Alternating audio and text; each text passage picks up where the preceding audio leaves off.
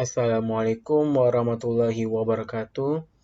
Perkenalkan, nama saya Teguh Fasyami Reza. Hari ini saya mewakili dari kelompok 4 untuk mempresentasikan tentang bab 5 model pengembangan multimedia pembelajaran. Dalam bab ini diuraikan langkah-langkah pengembangan model multimedia pembelajaran yang meliputi 1. Mengidentifikasi goal dan tujuan pembelajaran serta pengguna, lalu mereview dan menyelidiki opsi yang sudah ada, lalu menentukan format, anggaran, dan timeline. Yang keempat, menentukan konten, aktivitas, strategi, penyampaian, dan penilaian. Kelima, menetapkan strategi, kriteria, dan instrumen evaluasi keefektifan proyek. Keenam, mengembangkan flowchart, sitemap, dan storyboard. Yang ketujuh, mengembangkan prototype. Yang kedelapan, melakukan evaluasi formatif. Yang kesembilan, menyelesaikan desain. Dan yang terakhir, ke-10, melakukan evaluasi sumatif atas proses dan produk. Model pengembangan multimedia pembelajaran yang akan dijabarkan di atas mengadaptasi model Delphi, Frey and Sutton 2010 dengan melengkapi beberapa hal yang relevan agar bisa jelas dan mudah dalam memahami menerapkannya. Model Delphi merupakan hasil review dan atau kajian beberapa pakar pada bidang yang relevan terkait dengan model pengembangan multimedia yang efektif terhadap literatur dan pengalaman dalam pengembangan modul multimedia pembelajaran. Beberapa literatur yang telah terjadi yaitu 1. Model-model pengembangan multimedia seperti Gold 1995 dan Alesi dan Trollip 2001. Yang kedua, model-model desain pembelajaran seperti Dick, Carey, dan Carey 2007 dan seterusnya di bawahnya. Lalu yang ketiga, model-model pengembangan software. Lalu yang keempat, prinsip-prinsip multimedia pembelajaran. Berdasarkan hasil kajian di atas, dengan memperhatikan aspek-aspek yang relevan terkait dengan pengembangan modul multimedia pembelajaran. Model Delphi mendeskripsikan langkah-langkahnya sebagai berikut. Step 1, mendefinisikan goal dan tujuan pembelajaran serta pengguna.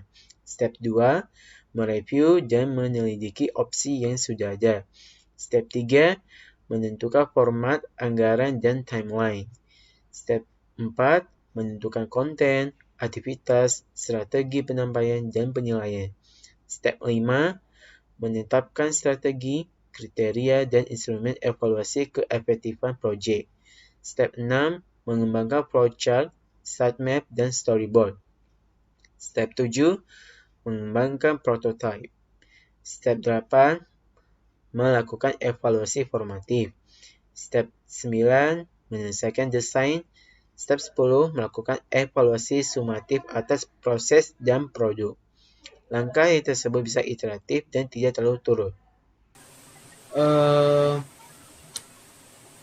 Maksud dari mendefinisikan goal pembelajaran adalah mendefinisikan apa yang peserta didik harus pelajari dan pahami. Sementara tujuan pembelajaran menjelaskan apa yang peserta didik akan mampu dilakukan setelah menyelesaikan pelajaran dengan hasil yang teratur. Selanjutnya, pengetahuan dan pemahaman terhadap kebutuhan peserta didik sangatlah penting agar mereka memiliki pengalaman yang belajar yang efektif.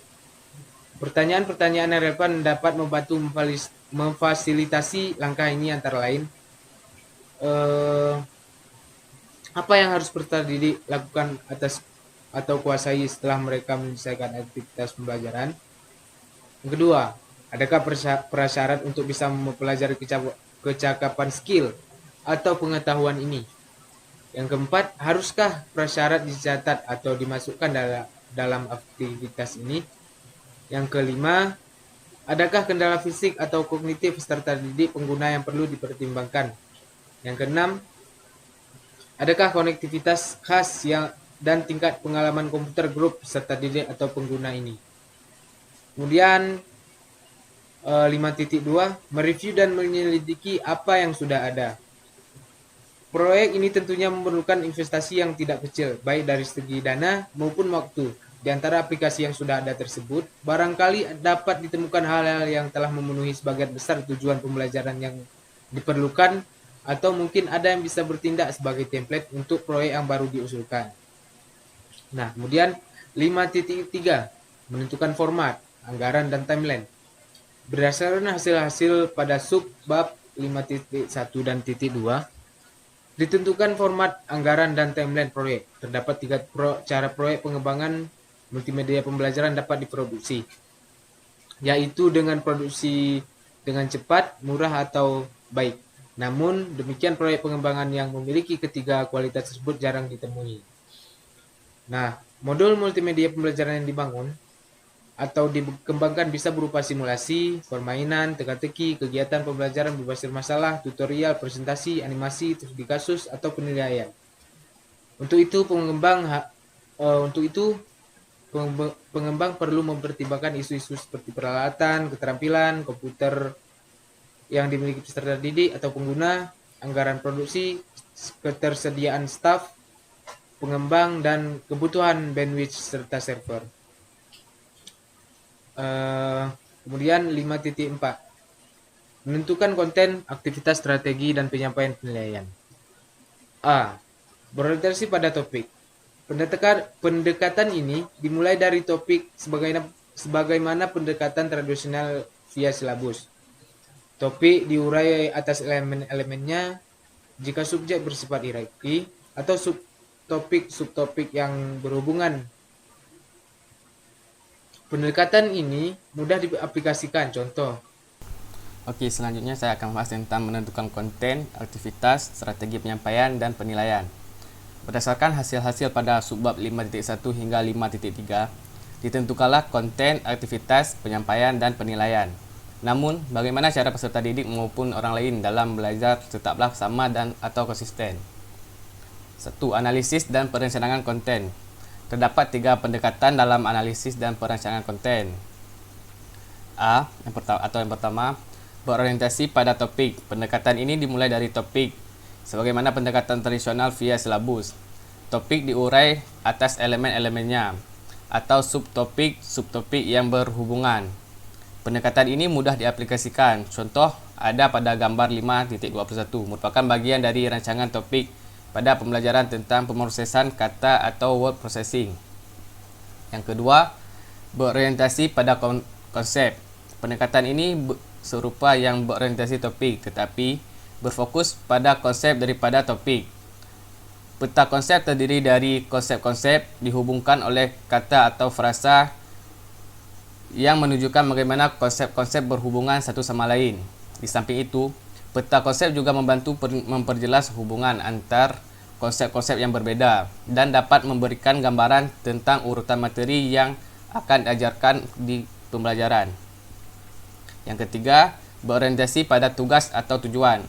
Berdasarkan hasil uraian tersebut, kemudian masing-masing subkompetensi diurai lagi atas sub-kompetensi yang lebih kecil sebagai prasyarat agar dapat diperoleh capaian pembelajaran atau kompetensi yang lebih tinggi.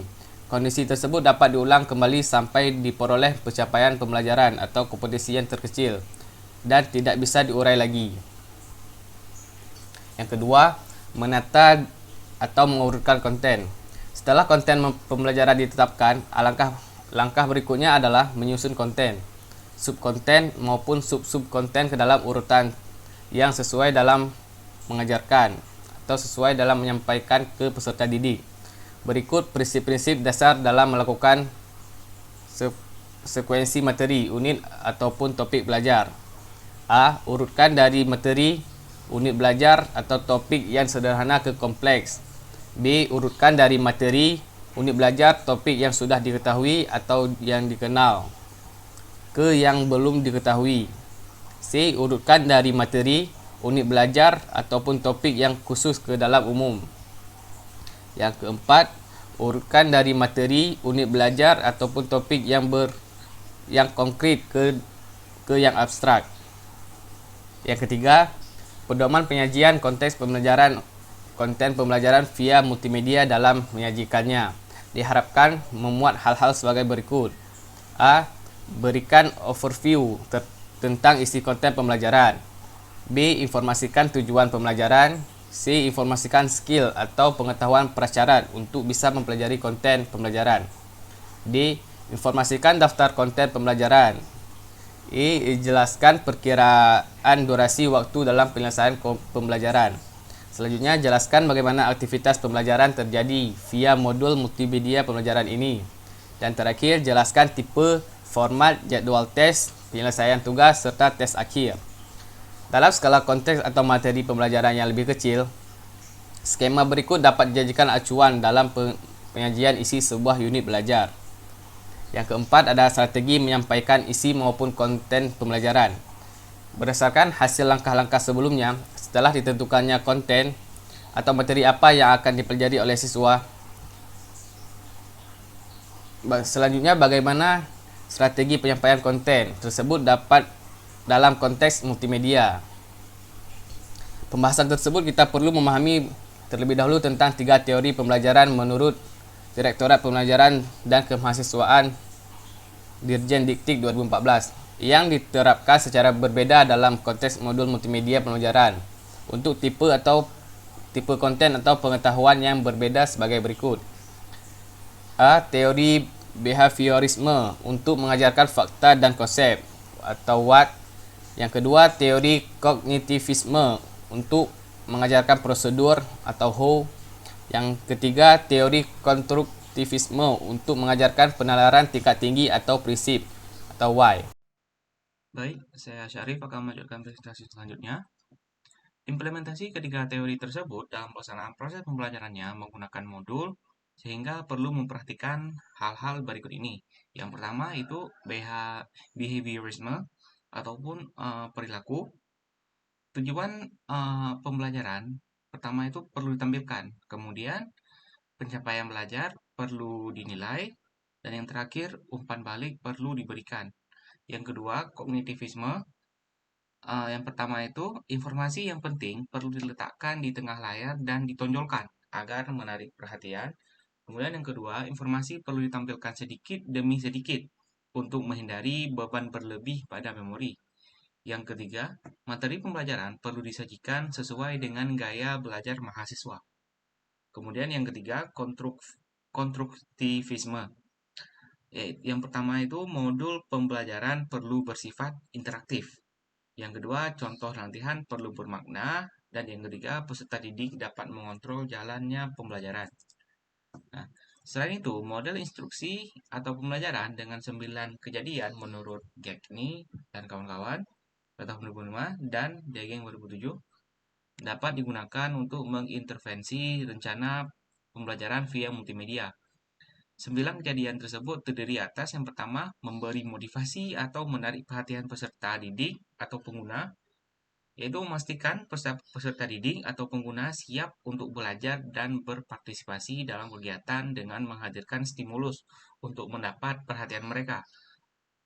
Antara lain dengan merangsang siswa atau peserta didik dengan kebaruan, ketidakpastian, dan kejutan, mengajukan pertanyaan kepada peserta didik agar mereka berpikir. Kemudian yang kedua, menjelaskan tujuan pembelajaran kepada para peserta didik atau pengguna, yaitu beritahu tujuan atau capaian pembelajaran yang akan diperoleh untuk peserta didik untuk membantu mereka memahami apa yang akan mereka pelajari selama pembelajaran. Yang ketiga, menstimulasi daya ingat pengetahuan sebelumnya. Di sini yaitu bantu peserta didik atau pengguna bernalar dengan informasi baru yang berhubungan dengan sesuatu yang mereka sudah tahu atau sesuatu yang telah mereka alami. Pengetahuan sebelumnya merupakan prasyarat belajar bagi perolehan transfer informasi. Pengetahuan yang baru antara lain dengan memberikan pertanyaan tentang hasil-hasil pengalaman belajar sebelumnya, menanyakan tentang pemahaman konsep-konsep yang telah dipelajari sebelumnya. Kemudian yang keempat, menyajikan konten atau materi belajar, yaitu memberikan materi baru yang disajikan dengan cermat. antara lain dengan memberikan contoh-contoh, mempresentasikan konten dengan cara yang berbeda, sebagai contoh dengan ceramah, gambar, video, demonstrasi, simulasi, dan kerja kelompok. Kemudian yang kelima, menyediakan bimbingan belajar, yaitu memberikan bimbingan kepada peserta didik pengguna strategi untuk membantu mereka dalam pembelajaran dan sumber daya yang tersedia. Antara lain dengan memberikan dukungan pembelajaran yang diperlukan, misal via petunjuk, via isyarat, memberikan model strategi pembelajaran yang bervariasi, misal mnemonik, visualisasi, memberikan contoh dan non-contoh studi kasus analogi. Kemudian yang keenam, mendorong kinerja untuk kerja, yaitu mengaktifkan peserta didik atau pengguna dalam upaya memproses atau mengintegrasikan skill dan pengetahuan yang baru dengan yang lama. Bisa dengan memberikan pertanyaan-pertanyaan yang mendalam atau dengan praktik. Kemudian yang ketujuh, memberikan umpan balik atau feedback, yaitu memberikan umpan balik langsung kinerja peserta didik dalam menilai dan memfasilitasi belajar antara lain dengan memberikan konfirmasi dan informasi hasil koreksi, tes ulang, dan analisis. Kemudian yang ke-8, menilai kinerja untuk kerja, yaitu untuk mengevaluasi keefektifan kegiatan pembelajaran. Perlu menguji dan melihatnya apakah hasil pembelajaran yang diharapkan telah tercapai. Kinerja harus didasarkan pada tujuan pembelajaran yang dinyatakan sebelumnya, antara lain dengan memberikan tes sebelum dan tes sesudah, atau pretest dan post-test, pertanyaan-pertanyaan selama proses pembelajaran baik oral maupun kuis.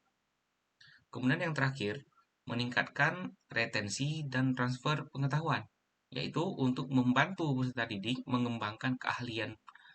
Mereka harus menginternalisasi pengetahuan baru antara lain dengan memberikan contoh-contoh, membangun peta konsep, memberikan outline konten, meminta peserta didik mengungkapkan kembali konten dengan caranya sendiri, dan memberikan latihan atau kuis. Terkait dengan strategi GAGNI tersebut, dalam konteks multimedia terdapat beberapa hal yang perlu diperhatikan, yaitu faktor kognitif, beban berlebih, gaya belajar peserta didik atau pengguna. Eh, Mungkin akan dijelaskan lebih lanjut di bab 4 tentang multimedia pembelajaran. Selanjutnya akan dilanjutkan oleh teman saya. Oke, selanjutnya saya akan melanjutkan pembahasan tentang strategi GAGNI, dikenal sebagai strategi makro, mencakup bagaimana menyampaikan konten pembelajaran secara makro. Untuk itu, dalam hal bagaimana menyajikan konten pembelajaran yang lebih kecil atau terkecil dalam unit atau objek pembelajaran, misal sebuah konsep, prosedur, atau prinsip, perlu diterapkan strategi pembelajaran lain yang saling melengkapi yang disebut sebagai strategi mikro atau detail pembelajaran lebih efektif. Strategi tersebut dengan sebagai strategi Merrill. Selanjutnya ada yaitu strategi penilaian. Penilaian hasil belajar merupakan komponen penting dalam kegiatan pembelajaran. Upaya meningkatkan kualitas pembelajaran dapat ditempuh melalui peningkatan kualitas sistem penilaiannya. Berbagai teknik penilaian dapat dilakukan oleh pendidik untuk mengetahui keberhasilan belajar peserta didik atau pengguna. Secara umum, penilaian terhadap hasil belajar dapat dilakukan dengan tes, pemberian tugas, penilaian kinerja, penilaian proyek, penilaian hasil kerja, penilaian sikap, dan penilaian berbasis portofolio. Setiap teknik penilaian mempunyai keterbatasan. Penilaian yang komprehensif memerlukan lebih dari satu teknik penilaian.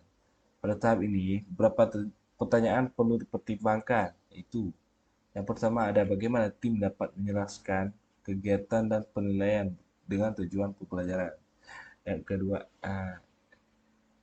akankah pengembang memberikan beberapa contoh konsep utama. Yang kedua ada bagaimana pengembang dapat menerapkan kejadian-kejadian GAGNI 9 kejadian dalam pembelajaran untuk membantu siswa atau peserta didik dalam kinerja dan retensi. Yang ketiga, bagaimana menerapkan prinsip-prinsip Myers, prinsip multimedia dalam pengembangan modul multimedia. Yang keempat itu adakah pengembangan masukkan unsur-unsur pengenalan bimbingan, praktik, umpan balik, dan penilaian. Oke, lanjut. Selanjutnya menetapkan strategi, kriteria, dan instrumen evaluasi keefektifan proyek.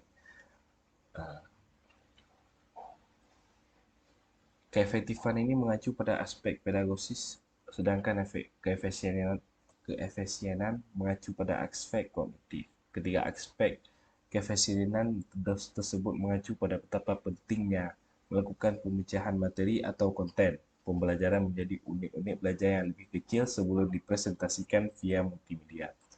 Nah, ada yang pertama ada usefulness. Usefulness berhubungan dengan keefektifan pedagogis, efisiensi kognitif dan daya tarik. Pengguna usefulness ini dapat belajar dari hasil interaksinya dengan modul multimedia. Dan yang kedua itu ada usability, berhubungan dengan kebenaran fungsional, efisiensi persepsi dan teknologi.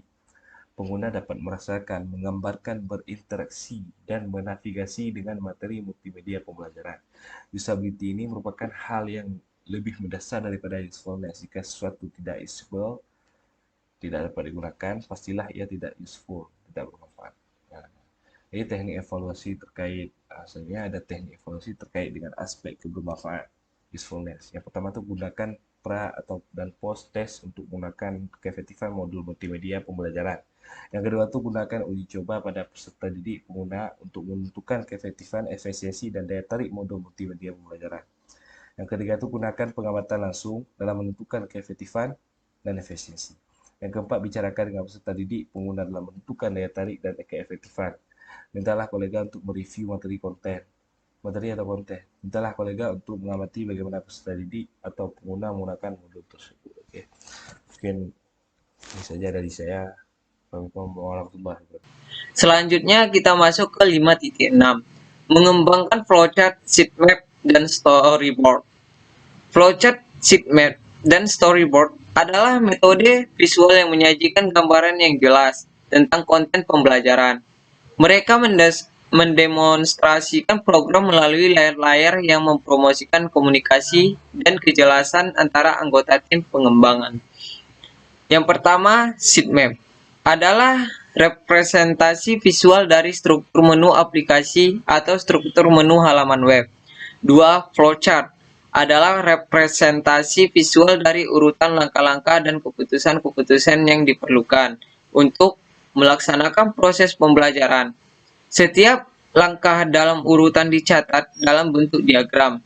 Hal ini memungkinkan seseorang dapat melihat diagram alur dan logika mengikuti proses dari awal sampai akhir. Storyboard mempresentasikan detail elemen-elemen multimedia yang terkandung pada setiap screen atau slide, termasuk keberadaan catatan yang memberikan penjelasan tentang aksi-aksinya. Dalam navigasi yang konsisten terkait dengan flowchart dan struktur menu atau sitemap, memungkinkan peserta didik atau pengguna tahu di mana mereka berada pada saat program dieksekusi. Mengembangkan prototipe. Prototipe adalah rancangan atau model kerja proyek atau beberapa bagian dari proyek yang membantu tim dalam menerapkan dan menguji ide-ide pengembangan. Prototipe diperlukan sebelum terlalu banyak waktu dan uang yang diinvestasikan dalam proses pembangunan ataupun pengembangan. Melakukan evaluasi formatif. Tujuan dari evaluasi formatif adalah untuk mengumpulkan data dan informasi dari target audiens.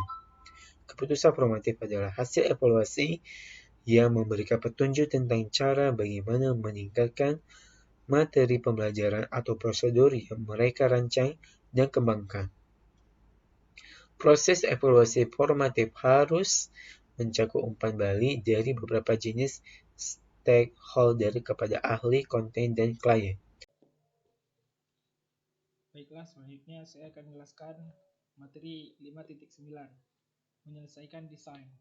Ketika anggota tim pengembang puas dengan kinerja atau bekerjanya prototipe, proyek ini berarti siap untuk maju ke bentuk akhir sebagai aplikasi multimedia pembelajaran yang berfungsi sepenuhnya. Terkadang perlu dukungan tambahan sumber daya seperti panduan siswa atau peserta didik dan panduan instruktur. Setelah semua komponen diproduksi, mereka harus dirakit. Kepedulian akan perawatan harus diambil dalam penamaan ulang, dan backup setiap versi proyek. Kemudian 5.10, melakukan evaluasi sumatif atas proses dan produk. Penilaian sumatif mengarah pada keputusan tentang nilai sebuah produk atau aktivitas. sementara evaluasi formatif terjadi selama proses pembangunan atau pengembangan proyek, serta setelah isu-isu awal dan masalah proyek diselesaikan. Penilaian sumatif atau akhir terbagi menjadi dua fase, yaitu review oleh pakar dan berdasarkan studi lapangan. Pada tahap kedua, studi kasus lapangan yang diusulkan memberikan umpan balik langsung dari para siswa, peserta didik maupun pengguna yang ditargetkan. Salah satu konsep kunci dan review ahli dan studi lapangan adalah untuk mengkonfirmasi bahwa kebutuhan instruktur atau organisasi akan dicapai. Jika proses evaluasi formatif digunakan secara efektif, maka pada evaluasi sumatif diharapkan akan mendapatkan hasil yang positif atau lebih baik dan berkualitas. Selain itu, pembentukan validitas proyek adalah penting sebagai integritas kerja pengembang sebagaimana integritas proses pendidikan. Kemudian 5.11 contoh terapan. Pada saat memberikan contoh terapan model Delphi dalam pembangunan atau pengembangan MMP, tabel 2 memberikan ringkasan pada pengembangan MMP Architect Scale. 10 langkah model Delphi pada pengembangan MMP Architect Scale yaitu: yang pertama, mendefinisikan goal dan tujuan pembelajaran serta audien atau peserta didik. Kemudian mereview dan menginvestigasi opsi-opsi yang ada. Kemudian menentukan format, anggaran, dan timeline atau jadwal pengembangan. Kemudian menentukan konten, aktivitas, dan strategi assessment. Selanjutnya, menetapkan strategi, kriteria, dan instrumen evaluasi guna menentukan keefektifan proyek.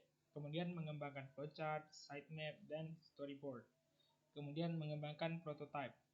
Selanjutnya, melaksanakan evaluasi formatif. Selanjutnya menyelesaikan desain, dan terakhir adalah melaksanakan evaluasi sumatif. Nah, demikianlah hasil kerja kelompok kami. Lebih dan kurang kami mohon maaf. Hadanallahu wa iyyakum ajmain. Assalamualaikum warahmatullahi wabarakatuh.